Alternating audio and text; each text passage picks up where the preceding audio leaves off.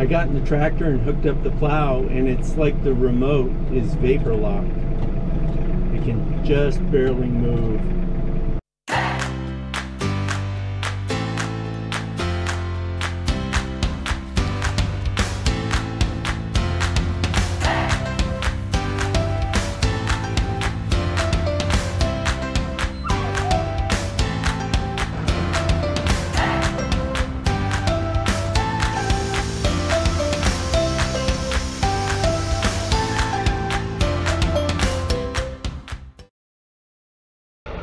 Hey everyone, it's Rob here at the Homestead. We got about 7 inches of snow. Excuse me. We got about 7 inches of snow from early this morning to, maybe mid-afternoon, and cleaning up the tractor. Oh, missed a chunk of snow up there. And I'm gonna clean up the yard and clean up the driveway.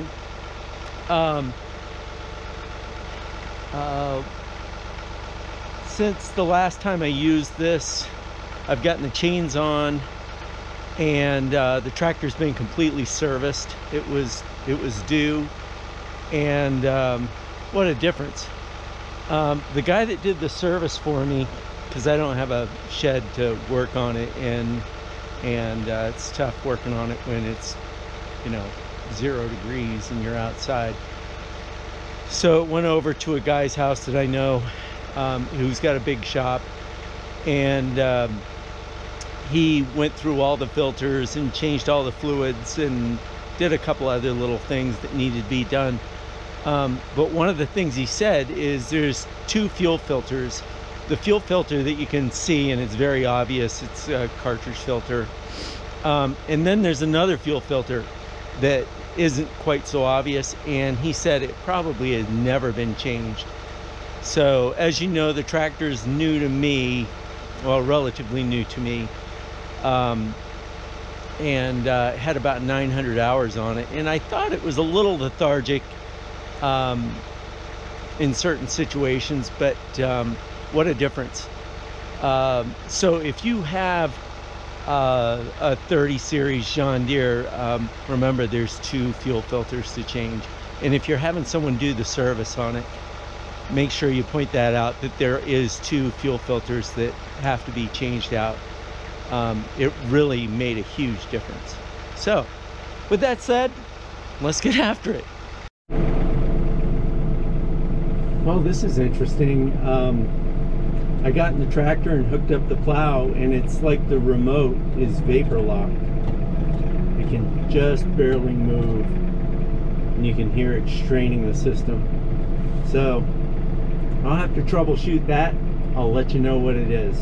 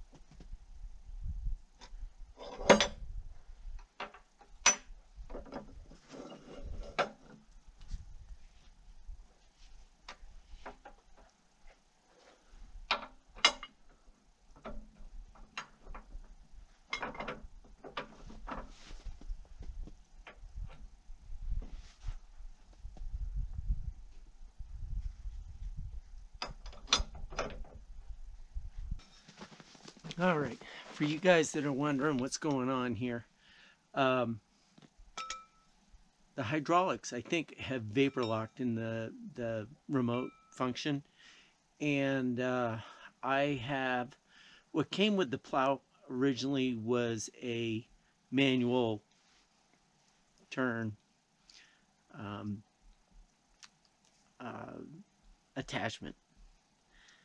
And I bought the remote hydraulic attachment. So I just pulled the hydraulic hoses off, or the hydraulic cylinders off, and put on that manual adjust one, and it'll get me to be able to knock out the driveway anyways this evening. So it's been 2 days since we had the hydraulic problem with the remote that runs the grapple and the plow. And it was there was a blockage on one of the lines right where the loader connects and disconnects. When we changed the hydraulic fluid, we didn't have anything on there that switch would run, so the fluid that was in that line never got changed. We ended up disconnecting. I had the grapple on. We disconnected the hose up at the grapple, and we just ran it, and it one side would run fluid perfectly, and the other side it would just barely trickle, and we just kept on cycling it, and it finally popped it out. And I have a feeling it was a chunk ice, because it was kind of cloudy hydraulic fluid that came out.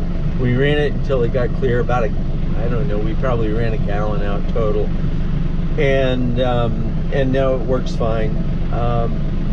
So probably a heat gun right there would have solved the problem, but you just don't know. But it's fixed now. I got the plow on, and I'm gonna just clean up the driveway because it's drifted in. It's been really cold. I mean, 0 degrees and windy and below. So it's been difficult not having a shop to work in or a garage to work in. You're working out in the cold, and it's just brutal. You can only do it so long, and then you got to go in.